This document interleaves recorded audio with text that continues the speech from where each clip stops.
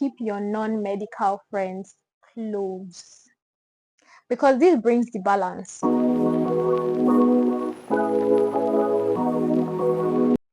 Hi guys, welcome back to my YouTube channel. If you're new here, my name is Shura, and today I'm going to talk about things I wish I knew before going into medical school. My God, I wish somebody sat me down to tell me, to give me a breakdown of what medical school entails, of what I'm going to face in medicine, because I mean, medicine is the same all over the world, right? And there are some things that are very similar. No matter where you study medicine, we all know that the stress that comes with medicine is the same all over the world. So nobody sat me down to explain to me, okay, this is what you are going to see. Like, give me snippets, give me something to hold on to prepare my mind for the kind of struggle that I was going to face. But nobody on earth told me anything. Everybody was just chanting how medicine is a professional course, how I'm going to become a doctor. They were saying everything except what I'm going to see before becoming this doctor. So today I'm going to be sharing with us some things I wish I knew when I was going into medicine, and probably things I would have done better. Yeah, so without wasting much of your time, let's get right into the video. Okay, first of all, I didn't study in Nigeria. I studied in Russia, and the mode of study is different, the curriculum is different, everything about Russia is different from what I'm used to all my life in Nigeria. The weather, everything is different, the food. So it took me so long to adapt to everything around me, plus the tedious course that I was studying. Mixing Russia plus medicine is one of the hardest things that I've done in my life, to be honest. I struggled so much from my first year till my second year in Russia, because I was trying to balance everything together, and it wasn't balancing. For some reasons, it was not balancing. The only thing that kept me going was God. So my first point is hold God tight. Know God for yourself. Know God for yourself. This is very important, because in life generally we cannot do life without God. That's number one. Then you now enter medical school. You will need ×2 of the God you knew before you entered into medical school, if not even ×10, to be able to navigate your way around medical school. Because trust me, you are going to be drained, and human beings cannot help you.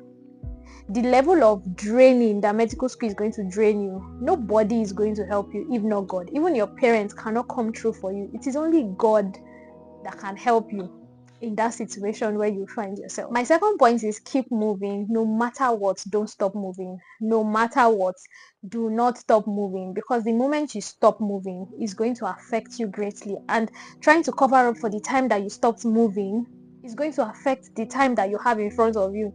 I don't know if you understand, because once you break that movement, what you were supposed to do while you were taking a break is going to affect what you have to do later, and it's going to cause you to have bulk of workload that you don't even have time to cover. I'll give you an example. In my first year, I had a problem with anatomy department. My teacher was a racist to an extent. She didn't like blacks, and we were about 2 blacks in my group. We had a lot of problem with that woman. At a point, it was more like us studying to please our teacher and to make her like us, but it wasn't working. So at the end of the day, I'm like, there's no point going to class anymore. Let me just relax. So the days we have anatomy, it was like a break for me. Nobody told me that once you stop, there is no going back. The days we have anatomy was like a break for me. I don't go to classes. I started missing classes, and at the end of the day, I realized that these classes are missing is piling up for me, because whatever class you miss, you have to redo this class, and you're doing it as a test. It's not like doing it as normal class, the way every other person that went to school on the day of the class do the class anymore. So I'm coming back to redo this class with this same teacher that does not like me, and I'm doing this test over and over and over and over again, and I'm failing it, and it's affecting me in other departments, because now everybody is done with anatomy, but I keep coming back to anatomy department to redo the classes I missed when I was busy having the time of my life. So keep moving. No matter how bad the department is, no matter how much the teacher does not like you, no matter how much whatever is going on with you generally is going on, do not stop moving. Follow the crowd. Go. Just go. Go and finish and leave that place. Whatever you are going through, even if you are sick, wake up, get up, dress up, and show up. Don't stop moving. Do not stop moving. It's a trap of the enemy, and it's going to make you pay back in tenfold if you stop moving. My third point is, most times you are going to feel like you are not enough. You are going to question your decision for going to medical school. You are going to question your intelligence, but all that does not matter. I mean, you're going to meet people that are smarter than you, people that are very fast in learning, and maybe you are way back behind and you feel like you are crawling and others are running ahead of you. But pat yourself on the back and know that you are doing your best. You are trying. You cannot do more than you are already doing. Take your time, learn at your own pace, and you'll be just fine. If you don't compare yourself to anybody, you are good to go, because comparison is a killer of joy. You are just going to kill your own joy. Relax, take time, and do what you're supposed to do gradually. As long as you are doing everything you are supposed to do when you're supposed to do them, do not procrastinate, because when you start feeling less of yourself, you start procrastinating things, and at the end of the day, you realize that you have bulk of assignments to do because you've procrastinated so many things, because you feel you are not enough and you feel like, okay, I need to top up my reading, I need to do this, and you realize that your brain cannot even carry it. So read according to your own pace. Don't compare yourself to any other person. Do what works for you, and that is just it. You will just be fine. My fourth point was a shocker to me, because the exam never ends. Jesus, the examinations never ends. Like, you will continue to write the exam over and over and over again until you drop dead, or until you say, I'm no longer doing medicine. The examinations continues forever and ever and ever.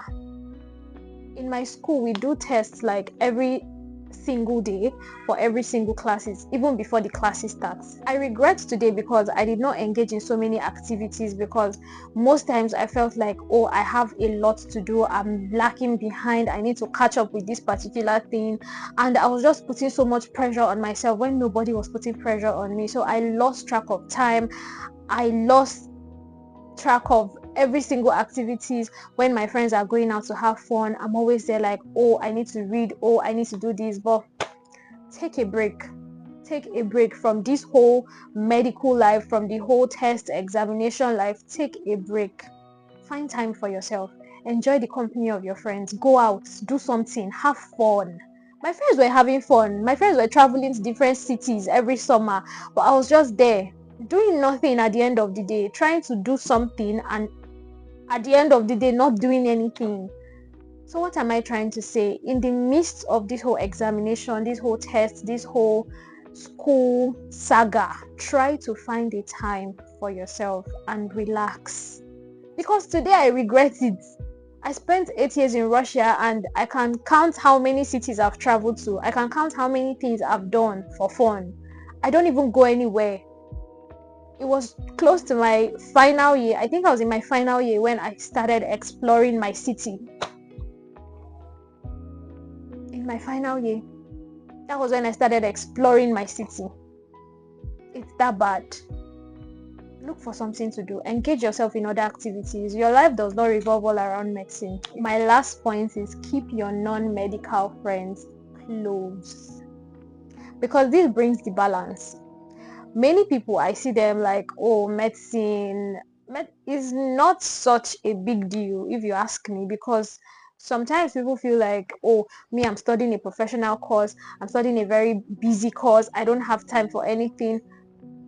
You're killing yourself inside. You have no idea, because having non-medical friends brings the balance. Because at the end of the day, these are the people that will make you realize that there is a life outside of medicine, and they'll be a shoulder for you to lean on and cry on. They are the people that, they are one of the best people to even complain to about what you are going through in medical school, because they are sane to listen, understand you, and to help you, give you one or two advice that will help you keep going. I have a friend. He was the only person I could confide in when I was going through so many phases in medical school.